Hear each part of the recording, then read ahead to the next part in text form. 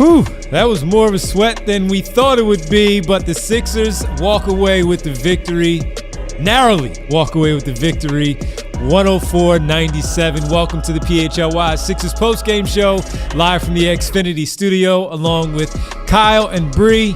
I'm Devon. We'll see if we can effort Derek from the arena on this Saturday afternoon as we hang out with you and break this one down, which was once a 28-point lead in the third quarter, and then a 21-point lead in the fourth quarter. The Sixers eventually trailed by one with just over 3 minutes to play, and at that point we were like, all right, it's gonna happen. I thought for sure they were losing that game, honestly. You and I were like, might as well start prepping for the loss. But they walk away with the win. They are now 36-31 on the season. With this win, they win game one of their front end of the back-to-back. They host the Portland Trailblazers on Sunday. 6 o'clock start time, 5:30 pregame for us. Kyle, the main thing for tonight, even though I didn't send anything to brief for the main thing, it's early, so we just kind of scrambled to get in here. The main thing, boy, are they lucky that they did not lose that basketball game. Boy, are they lucky. And so here's the thing. Woo! We'll get to the unsung hero by the only reason later. they won is Quentin Grimes hit a bunch of mid-range shots on pull-ups down the end. And credit to him for bailing them out. Also, that's not a strategy. Saying Quentin Grimes in isolation, just go hit a bunch of contested jumpers over and over again. I'm glad for their sake that it worked. But that's also part of why the game came down to the final 2 minutes where they have to execute, because there really was no purpose or direction or flow. And I was saying to you just now, watching Campaign run, and I'm not putting this all on Campaign, but the no VJ, no Edwards minutes to start the fourth quarter were a complete disaster. And Campaign had some possessions where, in theory, you want a point guard to come down and, like other teams on a run, settle things down, slowly work yourselves into the offense. When the offense is just side-to-side dribble handoffs, some of the time it's going to be, hey, Campaign's taking a three with 18 seconds left on the shot clock. And then Brooklyn, who's already running in transition and scoring a bunch on fast breaks, gets to do exactly what they've been doing for the last 3, 4, 5, 6 minutes. What'd they go on, like an 18-2, 20-2 run at some point in the fourth quarter? There was no organization. There's no structure. And I put some of it on the players for not having some game sense about what they were doing, but I certainly put a lot on the coaching staff too. Like, coming in, this is a game and this is a stretch of the schedule where you need these guys to be organized a little bit more. It can't just be, hey, we're playing free-flowing basketball the way that they want to play when they have Maxey and PG and Joel and all these guys available. You have a rookie who's running point, who, while he had a bunch of assists today, also had some very silly turnovers and got dislodged with the ball. And I wish I was seeing more purposeful coaching, purposeful sets in the second halves of games when I think they desperately need it. But also, and I do agree with this from Nurse that we heard from him down at the game right after, where he said the energy in the first half, not great. Energy in the second half, not so much. And I think that's true. I think they got a little, they were fueling themselves in the second half after racing out to that big lead. And Brooklyn, to their credit, despite being as undermanned as they were, I think they run a pretty good offense stylistically. Like, they generated a lot of threes, a lot more threes than the Sixers did. And made more. They made more. They took more. Those are two pretty important facts. And over the run of the game, as you keep getting those up, you're going to give yourselves a chance in the math battle. So I think it's a team that looked well run versus a team that maybe didn't. So the Sixers had more talent. They win the game. And we'll get to the first half in a minute, because I do think that was a very good first half from a team that is in the state the Sixers are right now. But I think you saw all the pluses of who's available and all the downside of how they play, how this season has gone. I thought we'd be able to sit here and joke about, well, they lost the third quarter again because it lost by a single point, and maybe that'd be the lone blip today. And then the fourth quarter happened. Boy, that was just despicable basketball. And I said to Colin Bree, I said, wow, this version of the Sixers is going to solve the third quarter problems. I was like, actually, it'd be this bad version of the Nets. And then this bad version of the Nets just turns around and wins the quarter by 1 and then ultimately smacks the Sixers in the fourth by 14. And again, they took the lead. I think it was 88-87 when they took that 1-point lead.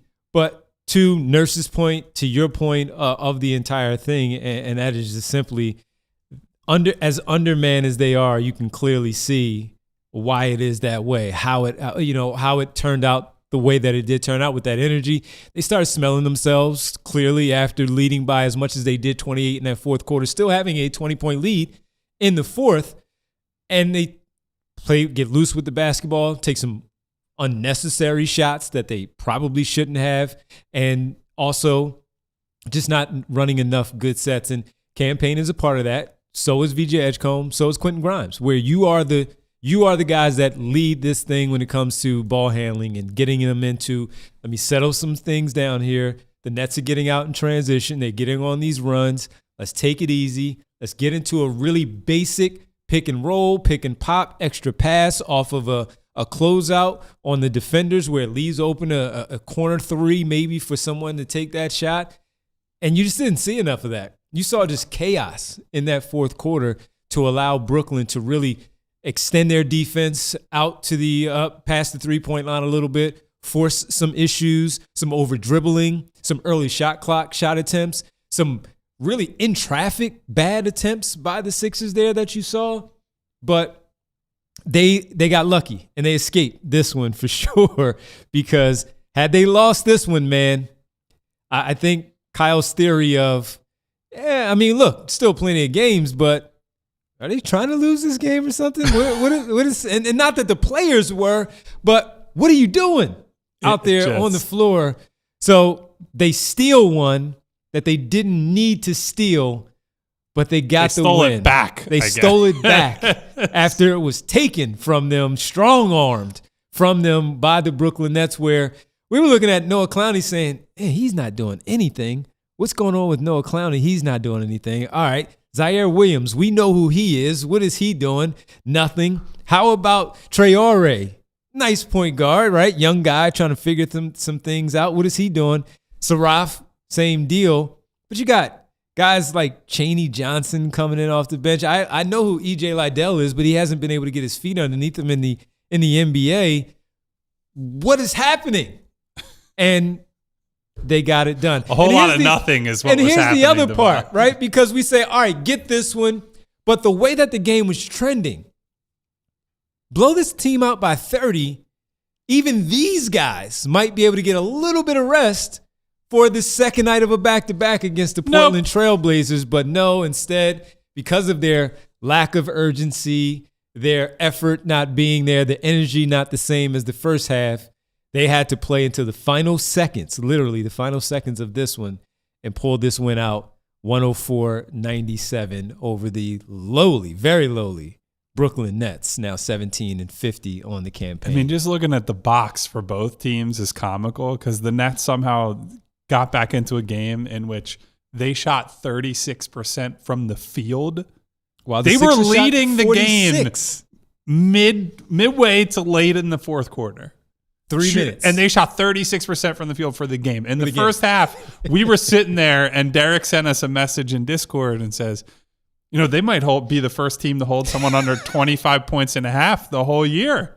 And, of course, promptly they go and give up two offensive 31 rebounds. 31 points in the first. But 31 points at halftime. Come on. The Sixers are in total control. And then, of course, at least the third quarter was you play bad, but you lose it by one. It's like, you got a lot of padding here. You'll be okay. So to watch it crumble the way it did, and to look at the Sixers and say 3 for 25 from three. 3 for 25 from three. 3 for 25. And I think what frustrates me about that, and when I said recently that they don't have enough shooting on the team, there were some people that pushed back. And what are you talking about? It's because Paul George is out. And yes, some of it is about absences, but they also, if you look at some of the role players in the roster, the team in some ways is a little bit like Nick Nurse's Toronto teams, where they're long and they're athletic, and you understand that. You don't want to be a team that can't defend anybody, but they have leaned so heavily into guys like that when you need to just make shots and you need to generate threes, they haven't been as good or as good as they need to be. Mm-hmm. To only get up 25 shots, I think for me what bothers me about that is that you look at the Nets. The Nets didn't have more talent than the Sixers. Like it's easy to say against a Pistons-like team that they played the other night, it's going to be really hard to generate threes because you can't create as much dribble penetration. So it's going to be hard to get the drive and kick moments. You don't have Joel getting double teamed. How are you getting those threes up is like a real question. And then Brooklyn comes in with basically no available talent, all their best players, or most of their best players, I should say, out of the lineup. And they're committing to getting those threes up because that's how modern NBA offense works. And they're able to overcome what is a bad shooting performances by making some shots late because they just got enough threes up. And so it's a deliberate choice in some ways with both the roster and how the coach tends to play. And that's fine. You want to take mid-range jumpers when it's Joel Embiid and Maxey and PG and some of these other guys. I'm okay with that. I'm not going to tell star-level players you can only take certain shots. When you have the group they have available, you have to find ways to manufacture threes. Like there's no bones about it. So I don't know what they need to do to solve that issue, but 3 for 25 is just crazy. Really bad. 3 for 25. And they had some pretty good looks too, where they should have knocked down a decent amount. So if you look at the guys who were taking those shots and from behind the three-point line, 0 for 3 for Edgecombve, 1 for 6 for Grimes, Justin Edwards, who we'll get to. He had a very good game, just not as a three-point shooter. 3 of his 4 misses from behind the three-point line. And then off the bench, Campaign, who has been red hot from behind the three-point line, 2 for 8. And the other guys, I mean, Watford 0 for 2. He doesn't shoot threes. And the one was that step back air ball. End of the clock, so I'll give him some slack. But it was on open, though. One, he created the space, but it was an air ball. So, 3 for 25. That is brutal. The Nets 15 for 43. So it balanced, like the Sixers shot really well, 46% for the game, 36 the Nets did from the field, but a giant difference for 15 of those 32 makes for the Nets being from behind the three-point line, accounting for those points there to the Sixers only generating 9 total points from behind the three-point line. There's a big story of why it was close the way that it was at the end. And one more thing on Quentin Grimes, even though he had 28 points to lead all scorers. Can you stop fouling three-point shooters? He does it. We got to get all the grievances out front, and then we can talk about the things that we like exactly. from this game. 2 to 3 times a week, it's Quentin Grimes who fouls someone from behind the three-point line, whether it's clipping their legs, running into their hip, their arm, their wrist, the shooting hand, whatever it is. Grimes, close out, and you got to close out hard. I get it. Body control, man. Body control. Yes, sometimes it is the player being very creative, maybe a kick out of the leg here and all that. No, it's mostly you with those fouls behind the three-point line. 2 to 3 times a week. He does it every week. It's like their third quarter thing. It's not a trend anymore. He just does it. It just happens. It's unbelievable. All right, we're going to take our first pause of the game. When we come back, we'll get to the unsung hero. We'll give you our player of the game. We'll probably start off with the player of the game first because I think he is well deserving of speaking of the player of the game first. Then we'll get to the unsung hero as well. So give us your unsung hero candidates, your player of the game choices as well. Sixers escape with a 7-point win, 104-97 over the Brooklyn Nets, 36-31. Next up, Drew Holiday, Jeremy Grant, and the Portland Trailblazers on Sunday night. But first, we react to this win right here. Kyle, Bree, Devon, right here on the PHLY Sixers postgame show. Guys, Wawa always comes through for us because we work a lot of late nights. We have a lot of crazy days and mornings, practices, shoot-arounds, games. And sometimes you just realize, I forgot to eat. Wawa has me covered no matter what time of the day it is with big deals. We've been talking a lot about the $5 big breakfast meal deal where you get a sizzly, any kind you want. I'm a bacon, egg, and cheese on a croissant guy. You get a hash brown, and then any type of coffee, any size. I'm getting the biggest iced coffee that they have from 5 to 11 a.m. That's just $5, and the deals don't stop there. You can get a roasted or crispy chicken sandwich created your way for $5 all day, and they even have a new teriyaki recipe for a limited time. Real food, real value, built for the busiest days you got. It's only a limited time and exclusions apply. So I need you guys to go to wawa.com for details and then take advantage of these great $5 deals all day. You already know it. You got to have a Wawa. And guys, next up, we want to tell you about Xfinity, specifically their 5-year price guarantee. Because what if you could have reliable and intelligent Wi-Fi? And what if you could keep it at the same price for 5 years? That's the Xfinity 5-year price guarantee. Imagine Wi-Fi that makes everything in your home work together, that finds and fixes problems before you even notice them, like super intelligent Wi-Fi with a sixth sense. And that lets you stream the game even when the whole family's online. All your devices working in perfect harmony for 5 whole years. Here's the best part. There's no annual contracts, no hidden fees. You get Xfinity's best equipment included. Take it from me, a lot can change in 5 years. Championships are won, records are broken, dreams grow bigger. But your Wi-Fi, it should stay reliable, and the price should stay put. Lock in your price and unlock possibilities with Xfinity. Learn more at Xfinity.com. Xfinity, imagine that. Select plans only, restrictions apply. And we're back here on the PHLY Sixers postgame show. 104-97 win over the Brooklyn Nets. It's the afternoon. We're going to get out of here a little bit earlier with some sunlight outside after a game. I think I'm going to go to Wawa and get a chicken sandwich with some teriyaki sauce on the chicken sandwich. Yes, the roasted chicken. I got my Wawa earlier, so I'm going to have a different dinner. But I'm happy for you. Thank you. Walking there with my hoodie on. Hey. And they're just like, hey, where you get that from? Know some people sometimes. Know some people. We know this guy, the player of the game tonight for the Philadelphia 76ers. Was not the leading scorer. Was not the leading scorer. It's Justin Edwards. 19 points, 4 boards, 3 steals, 2 assists and blocks there for the local product that is Justin Edwards. And Kyle, you even said it in the tweet. He's having a very nice week overall for Justin Edwards. So we felt he was worthy for sure of player of the game.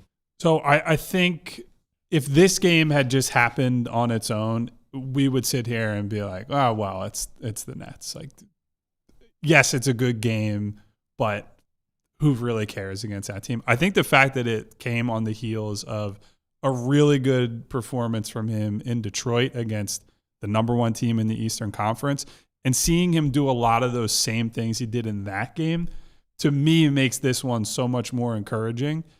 I think defensively, this has been a great week for him. I think he has been – the problem for him has never been – like, he's big enough, he's athletic enough to guard a lot of the bigger guards, a lot of the smaller threes, but his attentiveness, his ability to stick with a play, the extra efforts you need to make haven't always been there.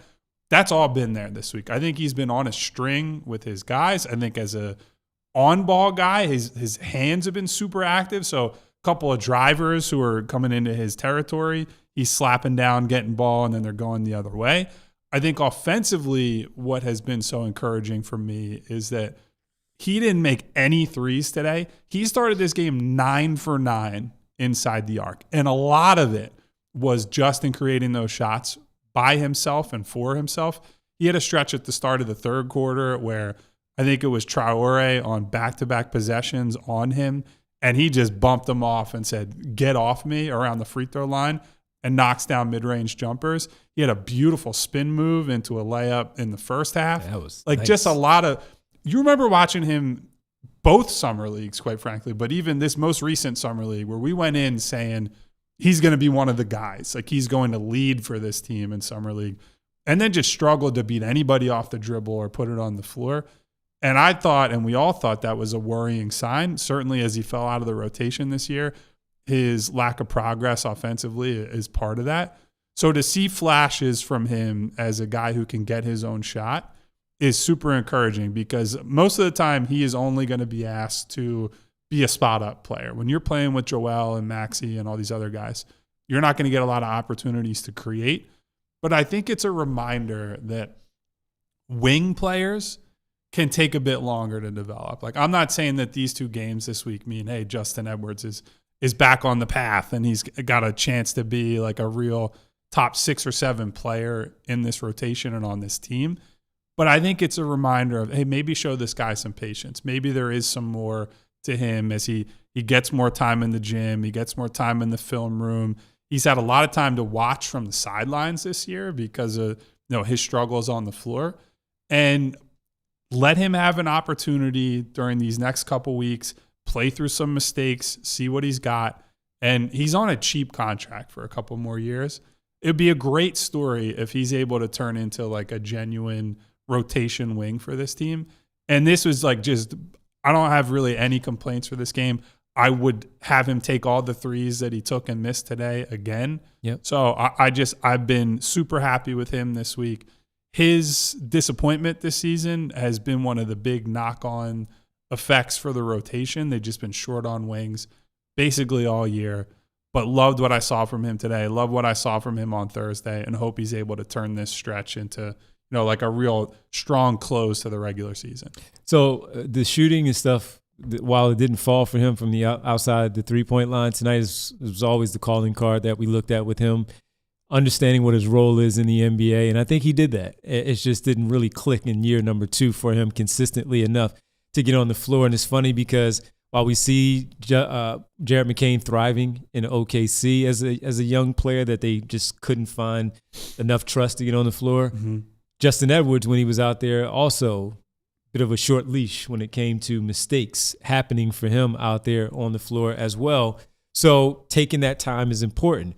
But the thing that when we talk about what we had anticipated for him going into year number 2 was a two-way player, but not a two-way player as a star. It was a two-way player of being able to obviously knock down those outside shots, but also being able to defend his size and his man on the other end of the floor. And this week, we saw him even pointing out the one that Saraf that Kyle's talking about. He absolutely plucked him in the backcourt once again on a trying to back down Justin Edwards a little bit to create his space, plucks him on the sideline, keeps the ball in play. Go back to the Detroit game on Thursday. He did the same thing on the Detroit Pistons end of the floor, plucked Cade Cunningham. So when we talk about just a good slapping week the glass in Detroit on that dunk, yeah. So when we're talking about just a good week in general for what he's done overall, I also know that highlighting him on the defensive side of things at that 6'6" frame with those long arms and his timing on those spins and those tip-aways where he may not get it clean, but he disrupts it enough to disrupt their action. He disrupts it enough to knock it out of bounds if they're along the sideline. He disrupts it enough to tip it away and his teammates regain that possession and go the other way for a chance to score that basketball. That's what's been impressive to me this week with Justin Edwards, taking advantage of the opportunity with his number called. And once again, many bodies are down. He is taking full advantage of, I know I'm going to get the minutes. I'm not a Tyrese Martin case. Tyrese Martin, you mess up, you're probably out of the rotation. Me, though, I have a little bit of a longer opportunity here that even if I do make mistakes, while there have been some good moments from Dalen Terry and Marjon Beauchamp, Justin Edwards is going to get an opportunity to have his number called once again when the second half starts. He is all in on these minutes right now, and that defensive stuff is really going to keep him on the floor too. Because if the shots don't fall, but you're getting enough from other players on the offensive end, the defensive things are going to keep him on the floor. And I've been really impressed with his on-ball defense from whether it's full court pressure or just manning up. And he also had 2 block shots too. A block shot here tonight, this afternoon too, for the Sixers. So that's what I really like seeing from Justin Edwards for year number 2. And I was already saying year 3, man, it's going to be another casualty of the Ricky Council way of a guy who got in here. Maybe they don't keep him around. They like Ricky Council too. The players like Ricky Council. They moved on from him. Justin Edwards, though, if he keeps doing this, I could see them giving him a year number 3 in this form of a player and see what he does with another offseason. 100%. I was think worried, they were, honestly. I think that's completely fair because you come in with the expectations that he did, which is to say, not many, and then you play your way into a real contract. Now the spotlight's on you. Now the pressure's on you. They talked him up a lot in the offseason. He's working out with Maxey, and he's going to be one of our main guys in Summer League. And for him to have this year, of course, you got to be looking over your shoulder to some extent. So I give him credit at the tail end of this regular season. Whatever the team and the opponent is, whatever the guys are that are available to play for them, all he can do is control what he's doing right now. And so this has been again, it's only a couple of games. Don't have to act like this is like, man, he's an all-star now. But no, an outcome where he is like the 8th guy in your rotation for how they acquired him and where he's been at this year, I think would be a great outcome. So I'm pulling for him. He's a hometown kid. You always want to see the local Philly kids succeed. It's an even better story if they succeed playing for the team that they grew up around, right? So great game by Justin today, and they're not winning that game without him because I can't overstate it. He was 9 for 9 on twos to start the game, and a lot of those are tough layups that needed a little bit of English on them. Especially that last one he did where the Nets had already gotten themselves back in the game. He had a nice drive, finish in traffic over that Nets defense there at the rim, and we didn't see a lot of it. And when you mentioned that spin move in the first half, it was, oh, man, that was pretty. And it wasn't just the tight spin that it was. He also kept his dribble, at least one more dribble to get to a scoop finish that he needed to get to. So nice game from him. And even the miss was, I believe it was VJ who got trapped. That first 2-point miss. Yeah, at the very end of the game, VJ got trapped, and Justin did a great job to flash to the middle of the floor on a cut, catch the ball, and then it was, look, he's in traffic. You're going to miss some of those. It was a tough layup, not like some of the Grimes misses that drive you and I crazy, where it looks like he's got and Quentin led the team in scoring, so hard to be too mad with his day today. But so even the miss, I was like, all right, the decision making and the instinct, like I got to get here and then I go there. You're seeing him put things together quickly, similar to Adem Bona, who I want to talk about at some point. Like the decision making is better and quicker and more consistent. That's what you want to see from a guy at the tail end of year 2. Whatever happened the rest of the year, you can't change that. What you can show now is I deserve some more time and leeway as we potentially head into year 3 with him. All right. Player of the game, Justin Edwards. Fantastic work by him with a very nice game. They're going to need more of it against the Portland Trailblazers tomorrow night. All right, Quentin Grimes, you just brought up, who did have a good game scoring-wise, led all scorers with 28. When we talked about him in the first segment, even Nona asks, do they win this game without him? No, they don't. Of course not. No, they don't. 28, 8 and 4, 8 boards, 4 assists. This is the type of point distribution that we ask for from just a nice balance, but he has to be one that is in that 20 point per night. If it's there, can you get 20 points for this team?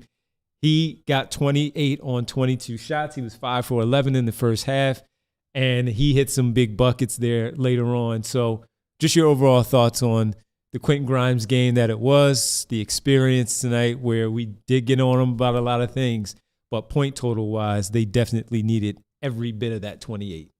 Yeah, it was a little bit of live by the Quentin, die by the Quentin, I think. But I don't think that was as much about him or his decision-making as it was, as I brought up, the lack of offensive structure. I just think that they didn't have a great plan today. It was a lot of the same offense. And so you end up in those situations where, look, VJ was not involved enough, was not aggressive enough in the second half. Starts with 10 points and then really uninvolved as a scorer until he's at the free throw line in the fourth quarter at the end of the game.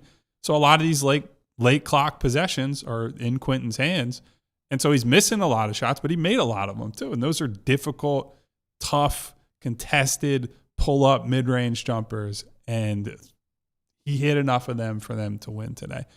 I think him keeping his turnovers down today is something I was really happy with, because for him to have the ball in his hands as much as he did, normally we think of that and that's like, oh, that's going to be a 4 or 5 turnover game for him.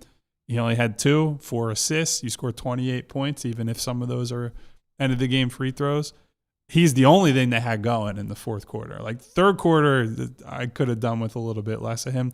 Fourth quarter, he basically needed to score or they were not getting a bucket. So whatever the roller coaster ride was, he got them to the end safely within the tram car. So I will absolutely give him his credit. Him and Justin, to me, were the two main reasons they won that game. Yeah. Good job by him. It just was a little, I was going to use a stronger word than frustrating. Well, we'll just say a little frustrating to watch, not because of him, more because of how Nurse kind of had them play today. Yes, but it is an experience with the roller coaster of, because I'm oftentimes, and we praised him a lot last season, despite where they were as a team, for the job that he did finishing the year off, averaging 24, the assists, the rebounds, big scoring nights where he was showing that he can score 30 and 40 points while the game was still competitive. And we even championed him to get a 3-4 year deal that was at a pretty big number in the offseason. There's times, though, when I'm watching and I'm saying, my man, slow down. Because I think even though he has a great first step, he has a lethal first step. It's crazy how much space he's able to create for himself. But I'm just like, slow down, man. Just slow down. Because even as fast as he is to get to those spots and create those opportunities for him and his teammates, that speed also can be a detriment because he's going too fast when he gets to the rim. It's not Tony Roten. I always say this. It's not that where the ball ends up in the 7th row, but sometimes it's a rebound drill where it's off the glass, team defensive rebounds, and they're running because of that. So you get a odd man situation going the other way. But this is what you're going to need, where he is going to be the 1 or the 2 on any given night with so many of those key players that are out of the rotation because of their injuries. You're going to need Quentin Grimes, and you're going to have to deal with some of the issues that we discuss of, hey, man, the turnovers may be there, the bad shot might be there. It's on the coach also to talk him into slowing things down, but also getting him into a much better situation with the plan that you're talking about, because for those times that there weren't those plans there, he can bail you out without a plan, but also you're going to get the worst of it too when there is no plan, when the ball is in his hands. But 28 points, he contributed on the boards where we say a lot of guys missing. He's one of those guys that's going to attack the glass and give you 8 rebounds, and he did that this afternoon for the Sixers to give them those 8 boards. And while he did not lead the team in rebounding, they needed it. They needed those rebounds. He had 8. Barlow I was very happy to 8. see who led the team in rebounds. And we'll talk about him too. But Quentin Grimes, good game. Good game. Can we get more of that tomorrow night with that point total? I'm going to need it. For the Portland Trailblazers game. All right, we take our second pause of the show. Unsung hero on the other side. We saw some of your candidates. If you didn't have time to put your unsung hero candidate in the chat, we will check it out during the commercial break. And when we come back, we'll talk about maybe said person when we return. Sixers win 104-97 over the Brooklyn Nets. They're now 36-31. We'll update the standings as well. A couple of teams playing this today and tonight in the association. We'll let you know about all of that right here on the PHLY Sixers postgame show. Guys, it's time to make your home work smarter, not harder. And as a homeowner, let me tell you, that's a really important thing to do. With a TrueMark Financial Home Equity line of credit, you can tap into your home's equity to handle renovations, upgrades, or whatever's next on your list. We just got our hardwood floors refinished, feeling real fancy at my house. And a TrueMark Financial HELOC Select gives you the flexibility to borrow when you need it on your timeline. You start with a revolving line of credit, use only what you need, and when you're ready, lock in all or part of your balance at a fixed rate for predictable payments. You only pay interest on what you use, and as you pay it back, that credit becomes available again. No reapplying, no extra steps, and with competitive rates compared to the most unsecured loans and flexible repayment options, this could be a smart move, not just for your home, but also for your wallet. So learn more about TrueMark Financial's home equity line of credit at TrueMark.com. Or stop by one of their 24 branch locations to get started. TrueMark Financial, federally insured by the NCUA, equal opportunity lender, NMLS 404938. All right, it's tournament time, everybody. I love it. You love it. But the problem is sometimes you can't find all the games, right? Well, no problem. We've got you covered at Sling TV, one of the most flexible ways to watch live television. And with the college conference tournaments already in play and the big tournament looming, Sling TV gives you access to all the games and more control over how and where you tune in. Check this out. Sling has flexible 1, 3 or 7-day pass options. That means instant access to live TV for the men's and women's tournament. And you can get a day pass starting at just $4.99. Sling is celebrating the chaos that everyone loves about the tournament. They are making it more fun to root for the underdogs this year. If you purchase any pass from Sling and get 12 through 16 seed, makes it to the round, hey, the next day your pass is just $1. If an underdog wins, then you win too. Live TV your way. Learn more at sling.com/underdog. No purchase required. To learn more and see the full rules, visit sling.com/underdog. Back here on the PHLY Sixers postgame show. Kyle, Bree, Devon, all of you, thanks for hanging out with us in the chat. We'll get to some of your stuff there in the chat as well. So we have some super chats. We'll get to those. But let's get to the unsung hero presented by Togo. Togo, the leader in operations outsourcing. Make sure you visit Togo. All right. Saw his name a few times in there, Kyle. He was operating the paint, making sure that nobody scored. Couldn't do it for the entire game. Not his fault. Adem Bona. Nice. Bona indeed. Nice return, 9 points, 10 boards. Double-digit rebounds for our guy Adem. Yes, and he even had some 3 offensive rebounds. He had a steal, 4 block shots. He had 3, almost it seemed like in one possession, because he was possessed at that particular time, defending the paint and the rim. Adem Bona, the unsung hero this afternoon. I will say I count rebounds very differently for him, where the offensive rebounds he's very good at because it's a lot of just athleticism, going straight at the ball, go up there and get it. Defensive rebounds have been a lot harder to come by for him because he's gotten knocked around, not having a strong enough base. The hands have been an issue. So to get 7 defensive rebounds today, I'll take that. Double-digit rebounds for Adem any day of the week. I was saying to you at different moments during the game, and there was one that jumped out at me. I can see some of the little details improving for him. Like he had a great seal for a Quentin Grimes dunk where he's in the lane and his man can potentially get there for a contest on Grimes, but he gets a wide base, he's doing nothing illegal. He's just like, you're going to have to try hard to get around me, and it makes Quentin's life way easier getting to the rim. Obviously had a very bad moving screen in the fourth quarter at an inopportune time, but I think generally he's gotten better at staying there and staying set in a screen long enough. So these little things that, like, he only scores 9 points, and you're not asking a center like Adem to be a huge offensive contributor. But these little things can add up over the course of the game. And on defense, I think he's done a much better job of figuring out, when do I want to contest? When am I going to go up for a block shot? How hard do I want to go after that to avoid fouls? And he was very close to getting another one in crunch time. And when do I just, keep the hands back? I'll be close enough to show some length to somebody at the rim, but I'll be in position to rebound. He's doing a much better job of walking that line. And that gives him chances to win in these 2-on-1s that have become increasingly important with the way the NBA is now, where it's heavy pick and roll. It's a lot of, you have to play the cat and mouse game between the guard and the big man. So I think he's doing better at a lot of things that are super important for big men. And of course on offense too, you're seeing a little bit more like, hey, put the ball on the deck, get to the rim off of 1 dribbles, 2 dribbles. He's had the fake dribble handoff in his bag since last year. We saw it, I think, for the first time in that game against Milwaukee, and that's increasingly a thing he pulls off now.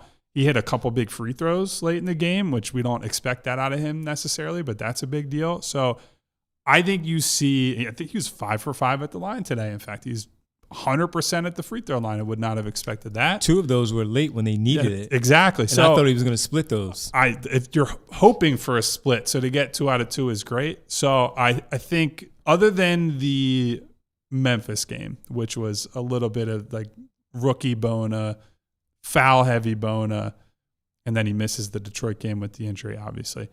I think he's been pretty damn good since the All-Star break. I think it's made it easy for Nurse to say he's the starter without Embiid, and we don't even really think about it. And I am very happy with how he's coming along because it was a roller coaster ride in the middle of the season, but he's starting to establish himself as someone you can rely on every night. You could see where It's so much of a difference than what they had in the last game without a center, where you were relying on Barlow and Walker. So even with him not being a real offensive threat where he's putting up crazy numbers, the 9 points were necessary, the free throws there at the end, but most importantly, just being able to have somebody to handle the boards, getting those defensive rebounds, which has been an issue with his hands, where we often talk about he can track them, he can't grab them all the time. Offensive rebounds, very good. Defensively, not so much. And to get 7 of them, and he had some really good ones too, where we were like, oh, this is exactly what we're talking about. Just going up there and getting it. He can track them off the glass too, or off the rim, where the ball's bouncing out to the corner. He'll beat a guard to the loose ball to get that rebound because he has that type of athleticism and speed, even at that size. So just to see a nice complete game from him this afternoon. You don't need 20 points from him. It'd be nice to get 12 to go along with double-digit rebounds. Even if it's not double-digit, but he gives you 8 with 12 points, a couple of block shots. He alters some shots. His hands are good enough to get a steal from time to time like he did this afternoon. So just a nice all-around game from Adem Bona is what you ask for in that spot starting role that has now become a starting role for him, not just a spot one. And this was a nice one this afternoon against. Now, there was no Day'Ron Sharpe, no Nick Claxton. That's why you were supposed to have that type of outing from Adem Bona too, because there was nobody opposite him that really challenged those things that we talk about where much better centers give him a run for it. He stayed out of foul trouble, and that's also because you need it with no Barlow no Walker as another option at the 5. Certainly no Drummond there. You needed his availability to be out there on the floor, and he picked up a lot of back spasms happening for Andre Drummond, by the way. That's there are days worth of back spasms. There are, but they do hurt because listen, I never belittle anybody dealing with back pain, especially if you're 7 feet tall. Yeah, and whatever he weighs these days. Yeah, I won't speculate. So my man, take your time with those back spasms.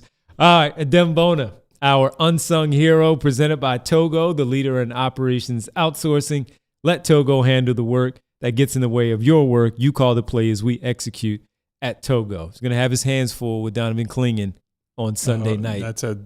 That's quite a matchup for him. But again, to the point about the fouling, it is the key to everything for him because he's a great athlete, not just as a leaper and he's fast. He's well-conditioned, too. So if you can keep him out of foul trouble, I feel pretty good about the fact that he can still make plays late in games. He's not going to create offense for you, but if you can have him out there, I feel like he can. We saw it at the end of the very beginning of the season against the Wizards, where he made all those plays at the tail end of that game. He is super well-conditioned and can make an impact on a game, even if it's in the final minute of the fourth quarter, having played, 30 whatever minutes. He's just got to give himself the chance. And that's the most important part of the improving discipline is you just stay on the floor longer. You get more reps. You get more familiarity so that with Quentin Grimes, who he's got some chemistry with, there's more of that. He caught a lob from VJ out of the pick and roll tonight that the two of them executed really well, and that was great. Give yourself a chance. Stop reaching in, and he largely has, I think. Don't chase everything. You will be able to impact the game a lot more by being out there than you can sitting on the bench next to the coaching staff. It was Lob City today, too. I think there were 3 different lobs, 2 from VJ, 1 to Grimes and 1 to Bona. And then I think Grimes threw 1 to, was it Barlow? It was Barlow. Yeah. Yeah. I don't think there were any more than that. Lob City, man. Throw it up. Go get it. One of the only things they did well on offense. Exactly. Go get it. All right, we're going to take our final break. When we come back, your super chats and a few others to get to. And we'll update, what's going on with the games right now. Atlanta's in action, and then Orlando and Miami. Hornets are taking a beating early in San Antonio or against San Antonio. So. We talked about this part of the schedule for them. Yes. Where they're going to have some tough games on the road. Oof. This is one of those Looking games. ugly. This is one of those games. And we'll also just take a look ahead of the Miami and Magic game later on tonight. It's the PHLY Sixers postgame show on a Saturday afternoon. All right, everybody, you see all the injured stars for your basketball team. This is why You don't want to have them doing all that heavy lifting.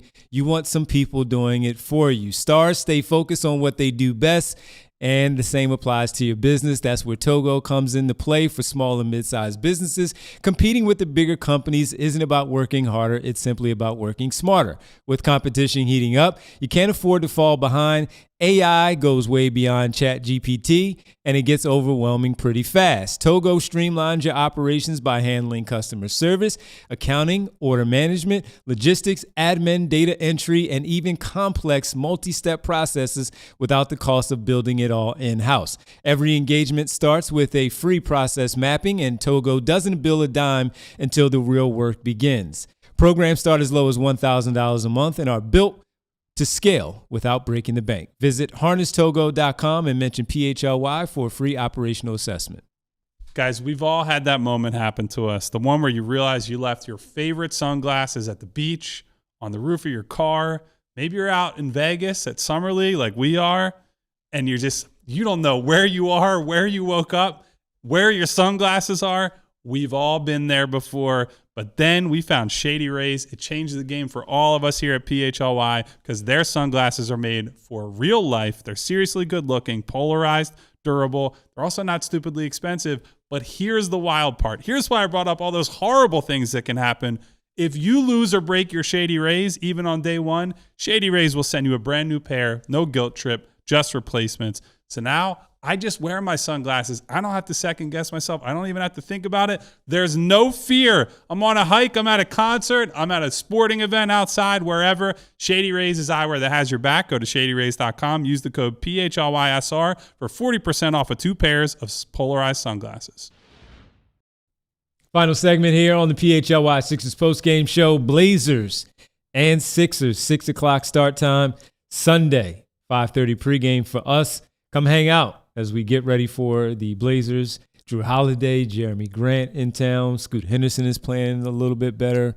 At moments, he'll have 2 good games and he'll have 3 bad games. But Donovan Clingan, we mentioned. So they whipped up on the Sixers where Tumani Kamara had like 8 threes or something that night. Remember that? That game was last game of the trip. We went into that game like, it was a nice trip, and they lost this one, and then they lost the game to the Knicks, and it was like, no one's healthy. Final game before the All-Star. And all right, let's see what happens when they come back. And then all the mystery, Joel injuries, the shin is suddenly a problem. He comes back for 1 game against Miami. Oh, and now it's an abdominal thing, or oblique. And it's an oblique situation. It's just like, where did it all go wrong? We were having fun. We were having so much fun this year. They lost those 2 games, too, the Blazers and the Knicks before the break by like a combined 70 points. Yeah, it was nasty. It was despicable. It was nasty. Absolutely. Now we find ourselves here. Should we talk about VJ a little bit? Let's talk about VJ. Yes, VJ finished, again, he had overall, when you look at his numbers, 16, 7 assists, 4 boards, 2 steals, a block. And it looked like it was fine. They had a great start. Yeah. They had 2 dunks in like the first 3 minutes because they were turning them over on defense. You're getting out on the break. And the one that he missed off the steal where he anticipated it well. So by the way, I'm going to bring up, I brought this up to you earlier. You did. Kate Scott on the broadcast said, for the missed dunk by VJ, said it was an 8 in the style department. Nobody gets an 8 for anything on a dunk that they miss. 0. You get a 0. This is why Nate Robinson stole the dunk contest title from Andre Iguodala, because we don't properly punish people for missing dunks. Anyway, sorry. It's a quick sidebar on a grievance that I've held for literally 20 years. That was in 2006, and I'll never let it go. Yeah. Anyway, so got to make one. VJ, great start for him, and not just the dunks. Obviously, he had a great baseline turnaround. He hits a mid-range step back, and then nothing in the second quarter in terms of made shots. He still isn't. The 3-point shot has not been there for him this week, which is a bit of a problem when they don't have any available shooters. Mm-hmm. Some of that is that he's going to have to take a lot more pull-up jumpers than he is catch and shoot stuff. It's just how the roster is situated right now. I think for me, the thing that was the most frustrating was not being more aggressive in situations where I was like, he's got a good matchup here. So the one that I called out to you in the middle of the game was he has Danny Wolf on an island, and Trendon Watford is in the short side corner. If I was coaching VJ and you're going back over the film, I would be like, if you see that guy, that big white dude in front of you, you point at Trendon and you go, get the hell out of my way because I'm going to clear out and I'm going to go downhill against this guy. Instead, he defers, he gets rid of the ball, and that's what happened. It just, I need to see VJ go downhill there. I also need to see him improve the handle, obviously, because there were moments today where he's getting dislodged and either gave the ball away or they reset the clock. I want to see more from him there. I need to see more shot attempts, I think, is the baseline here. So I noticed on that play too, so Trendon Watford is right there in that mid-post area, short corner, as Kyle said. There was a guard. I can't remember who the guard was. It was either was it Terry or Grimes? I don't remember. Watford, though, got the ball out of his hands and pointed to the other mismatch that was on the other side and was pointing to get the ball over there, and they threw it over there. VJ's got to take advantage of the Take big control man. of the team, brother. You're the number 3 overall pick. Don't let Trendon Watford tell you what to do. No, don't do that. Don't do that. But Bree told us what to do, and that is to head to the Xfinity Mobile Arena. Look at that. On the Xfinity Mobile call-in line with Derek Bodner, who is done with the post-game availability and time to join us here on the post-game show. Derek, let's start off with what the heck happened in the second half after leading by as many as 28, 21 in this fourth quarter.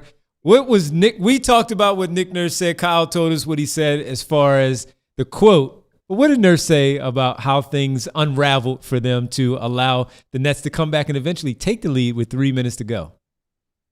Yeah, I mean, I think he certainly, you acknowledge that there's some shooting variance. The Nets, I don't think, made a 3 in the first half. They shot the lights out in the second half. But he really pointed to, their on-ball defense and their perimeter defense and their inability to stop dribble penetration. And it snowballed pretty quickly.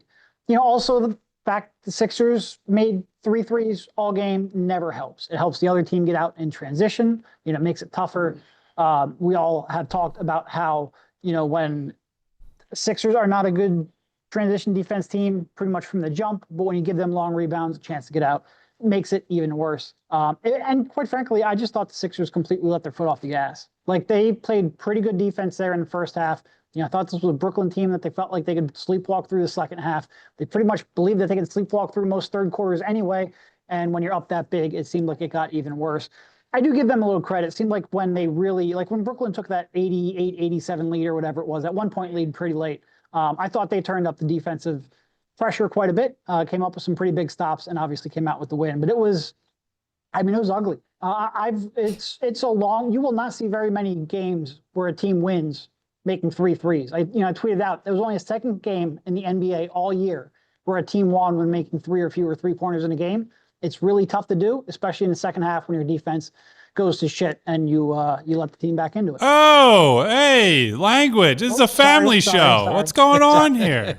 Guy thinks we're in overtime. So let's stick on the threes for a second, Derek, because I think for me, the 25 is as big of a problem as the 3 makes. Did Nurse get asked about just the lack of volume at all compared to the Nets? And I understand what the roster is right now. You don't have some of your guys that are going to take or generate threes. But when you see Brooklyn come in with their roster they have and get up as many as they did, I guess where do you think they can start generating more of these and just, making the choice to be a team that shoots threes instead of getting scared off the line? Yeah, I mean, he sort of went through individual players more so than he did as a team. He was asked about it. He went through Quentin. Quentin took, 8 threes. I think Cam took a bunch as well. And then VJ. VJ took 3 threes. I think VJ was the one he pinpointed to, both from 3-pointers specifically and also shot total in general, as one he would like to see be a little bit more aggressive.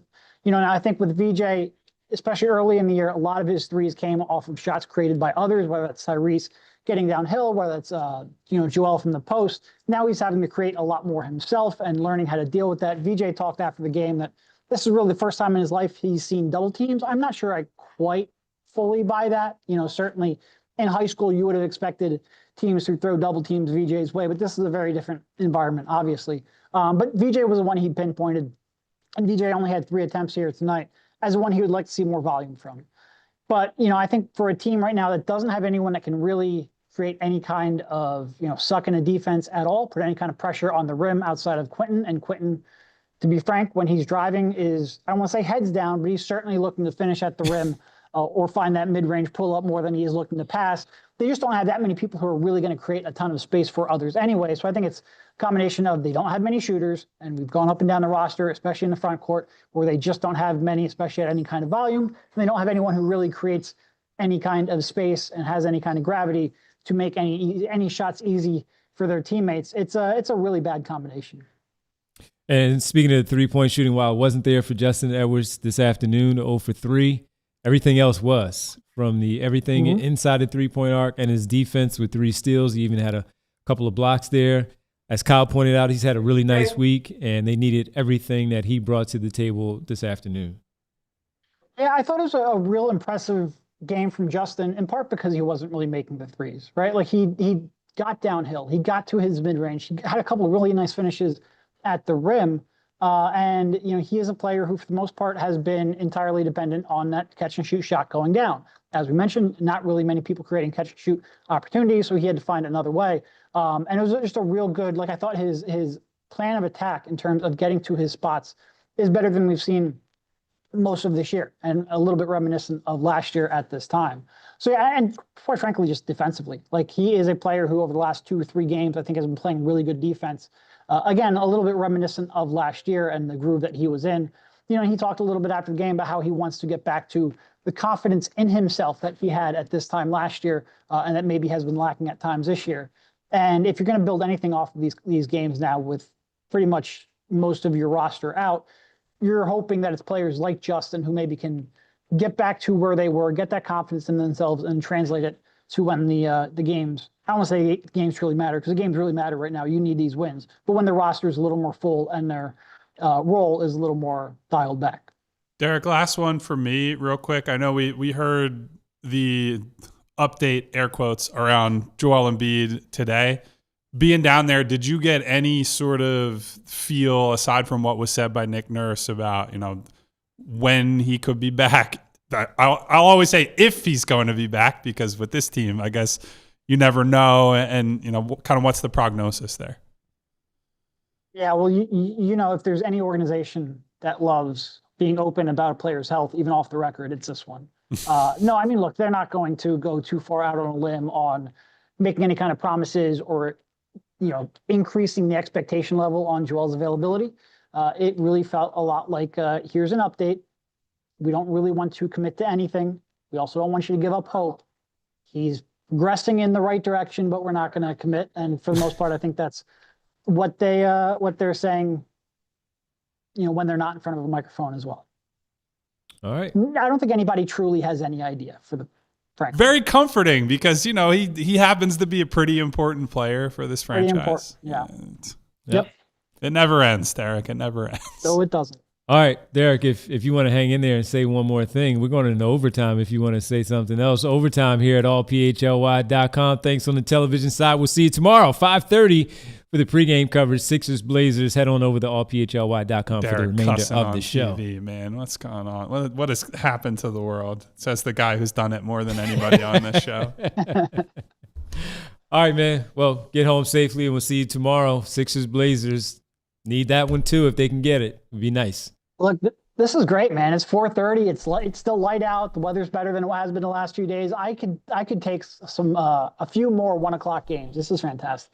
Derek, you go and choose chill, my friend, to borrow an old phrase around here. Go get a chicken sandwich from Wawa. Be good to go. All right, man. We'll talk to you tomorrow.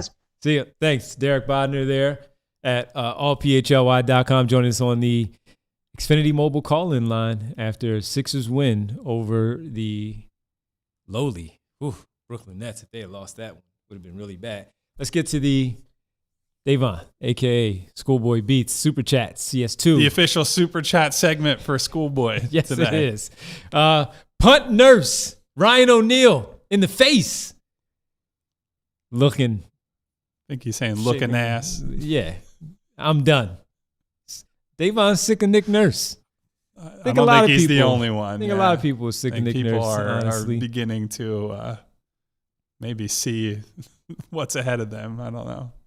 Boy, he's had an interesting first almost 3 years of his. It's weird because I feel like when he came in, it was like, oh, I can see what's different, and I can see what he's. And I don't. Maybe it's just Nick Batum. I don't know. Nick Batum. Nick Batum was the key to everything. Pat Beverly, Marcus Morris. Marcus Morris moment of the night, baby. Yeah. One more from Schoolboy. If I see Watford. Pump fake, another wide open three for a turnover or empty possession. Did you see his I'm going to pay attempts? a kid with those thick sole shoes to kick him in the shins. Come on. That's from Schoolboy. Just to be clear, I verbalized it. Schoolboy wrote it. We're reading the Super Chat. I would say this. I'm not going to pay anybody to kick Trendon Watford in the shins or harm him in any way. I am very frustrated watching him pump fake out of threes, and maybe the only thing I'm as frustrated about is watching him shoot those threes too, because he has not connected on very many of those recently. But yeah, you just can't afford guys to, as consistently as he does, step out of open shots. And then it'd be one thing if he was doing that and scoring a lot, but then a lot of times he gets to about 12 feet away, and it's, let me force a pass into somebody who's got someone directly on them. It's You're not a good too passer, fun. but just take that jump hook or that runner that we've seen you make, that you did make early on, where you had 10 in the first half, and it's like, okay, he might end up with about a good 16 points, little blowout. He can get some stat padding things going on there, but yeah, man, get the revenge game, man. You would think against your old team, you're like, hey, let me show them something. That's why you shoved Danny Wolf to the floor. I had almost forgotten about that. Why He's lucky to get the dead ball tech.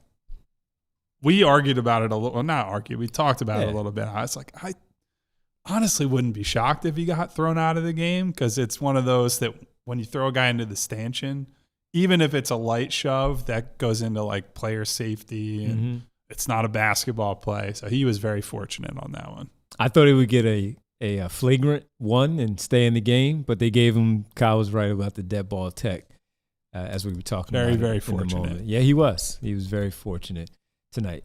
Trendon Watford finished overall. It's like though. unnecessary too. It was stupid. What's the point of that? 10 points, 5 boards, 3 assists, and a steal. 0 for 2 from 3. We talked about the one that was really bad that he took on the step back. Yeah, at least that's the end of the clock, whatever.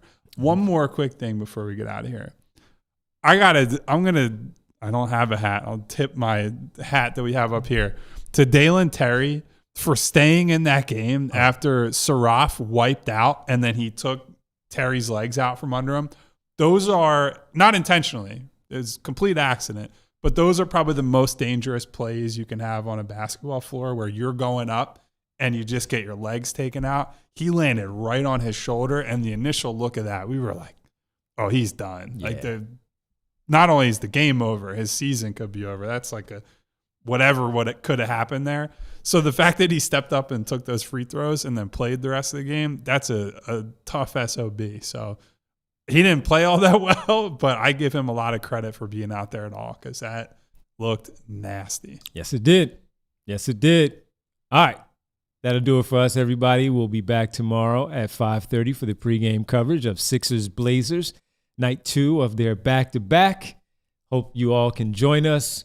Before we say goodbye, we got to say goodbye, as we always do, Of course. in the form of the roll call. All right, everybody. Thank you for being here on a Saturday. Thank you to our guy Schoolboy for his official Super Chat segment of the show. We always appreciate you, buddy. Bring We me a appreciate dream. all of you, though. Hey, man. Like Rodham ZX, What up, Jesse Rodham? Bond, you better love somebody. Hey, Aaron, Ray Need, What up, Aaron? Phi Chi, Mr. Sandman, Jimmy J, SB Cole, Jimmy J. Joe Caparol, Jimmy Jackson. NCAA tournament time. Jimmy J. D Flyers, Bernard McCoy, Mello 3-point, Mello, Roadblock, man. Tom Jackson, Mom's grandchildren, of course. Yes. By the way, breaking news, Charles Bassey will be signing a 10-day with the Boston Celtics. Good for Charles. Good for him. Giving those some secrets. Hello to Theo, to Marcus Blackstock, to X-Man, to Jay Cheem, Yams. What up, Marcus? Andrew Sharp, Eden the Remix, leading the win, Joaquin from Cherry Hill, I Gavini, Joaquin Phoenix. Sean right now. Not just right, but right now. Sean, right now, you're not wrong. Thank you to Kyle Wright, B. Knight, Walter Phillips, EJ Barrett. What up, Walt? He was mocking me earlier, but I'll Look at still that. shout him out.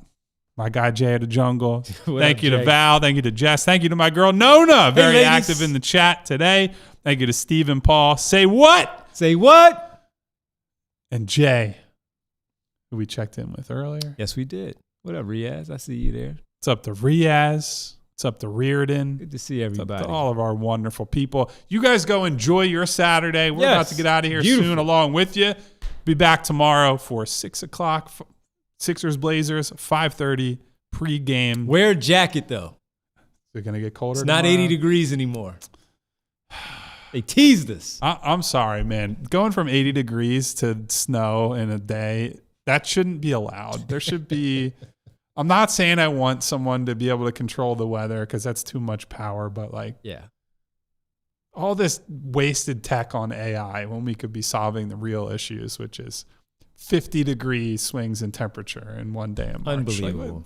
Like, what's going on here? Unbelievable. Anyway, if you enjoyed the show, if you enjoy us, if you want to say thank you to super producer Bree, who's always holding it down, hit the thumbs up button on the way out. A bunch of you already did, but I would like to see even more. Thank you to James Sheehan, who's checking in at the end here. Thank you to all of our wonderful friends. But hit the thumbs up button. It helps us out, helps the channel out, helps everybody out, and it makes sure that you keep getting to see us for more and more stuff.